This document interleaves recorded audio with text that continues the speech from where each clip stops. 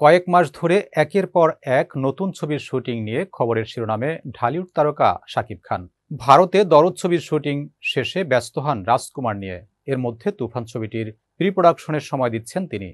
আজ বিকেলে আবার উড়াল দিয়েছেন ভারতের হায়দ্রাবাদে।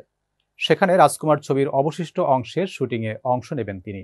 ঠিক তার আগ মুহূর্তে একেবারে ভিন্ন এক পরিচয়ে হাজির হয়েছেন শাকিব খান। এবার শাকিব খানের এই নতুন পরিচয় কর্পোরেট জগতের ব্যবসায়ী হিসেবে যাত্রা শুরু করলেন তিনি।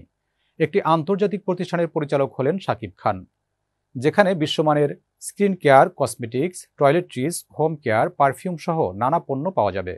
শুধু বাংলাদেশ নয়, শাকিব খানের এই কোম্পানির পণ্য পাওয়া যাবে আমেরিকা, কানাডা, অস্ট্রেলিয়া, মধ্যপ্রাচ্য, সিঙ্গাপুর, ইউরোপ সহ বিশ্বের বিভিন্ন দেশে। কর্পোরেট জগতে শাকিব খানের যাত্রা উপলক্ষে আজ দুপুরে রাজধানীর ৫ তারকা হোটেল ওয়েস্টিনে জমকালো অনুষ্ঠানের আয়োজন করা হয়। এই আয়োজনের মাধ্যমে শাকিব খানের নবযাত্রার ঘোষণা দেওয়া হয়েছে। অনুষ্ঠানে আরও উপস্থিত ছিলেন প্রতিষ্ঠানটির পরিচালক শাহরিয়ার আলম, আবুল বাশার হাওলাদার ও প্রধান নির্বাহী এমদাদুল হক সরকার সহ আরও অনেকে। অনুষ্ঠান শুরুর আগে শাকিব খান বলেন, আমি আজকে ভীষণ আনন্দিত, কারণ যে স্বপ্ন আমি দেখেছিলাম অনেক বছর আগে, সে স্বপ্নের বাস্তবায়ন হতে যাচ্ছে।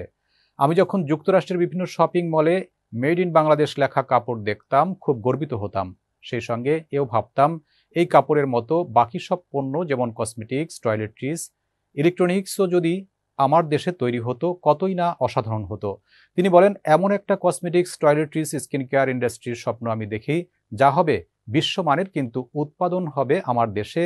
তা হবে সব শ্রেণী মানুষের হাতের নাগালে, সহজলভ্য হবে, কিন্তু মানে ও গুণে হবে সেরা। ভারতের হায়দ্রাবাদে রাজকুমার ছবির শুটিং শেষে ঢাকায় ফিরবেন শাকিব। ঢাকায় ৩ দিনের শুটিং শেষে পুরো টিম উড়াল দেবে যুক্তরাষ্ট্রে। সেখানে ২ সপ্তাহের শুটিংয়ের মধ্য দিয়ে হিমেল আশরাফ পরিচালিত রাজকুমার ছবির পুরো কাজ শেষ হবে। ফিরে এসে শাকিব প্রস্তুত হবেন রায়হান রাফি পরিচালিত তুফান সিনেমার শুটিংয়ের জন্য। তুফান ছবিটির প্রযোজনায় আছেন বাংলাদেশের চরকি, আলফা আই স্টুডিও ও ভারতের এসভিএফ।